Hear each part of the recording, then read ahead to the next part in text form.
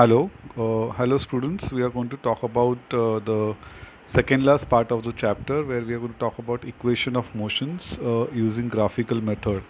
So as you can see the diagram here, what we have done is we have plotted the time from 0 to e, that is the time of that particular displacement of the object. If it goes, the object go from 0 to d, that is OD is the initial velocity u, and O to C is the final velocity v. So three parameters we should be knowing.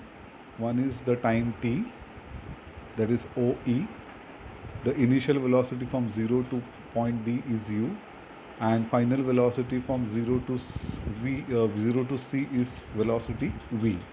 So there are three equations basically for this. The first equation is, as you can see here, v is equal to u plus at.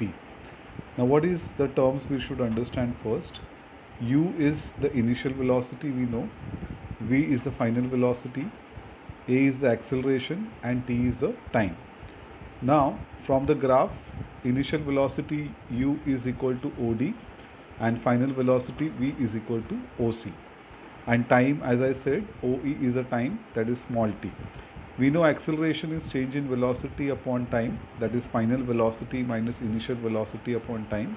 So a is the final velocity is nothing but we know that it is OC and initial velocity is OD.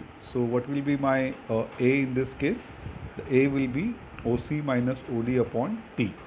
If I take this T on this side, it will become AT is equal to OC minus OD. But from the diagram, OC minus OD is nothing but CD. It's again coming back to the geometry part. So AT is equal to OC minus OD, but we know that OC minus OD is CD. Therefore, I'll substitute OC minus OD to CD. So my final equation becomes AT is equal to CD. In the diagram, as you can see, the ray BE is sum total of BA plus AE.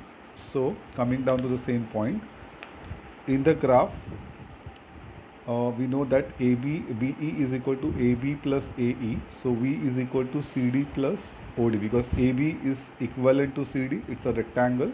AE is equivalent to OD, it's a rectangle. CD, we know the value is 80, so I am substituting here, and OD is the initial velocity and BE is the final velocity. So V is equal to AT plus U. I'll just shift it here. I'll write U plus and AT, it doesn't make a change.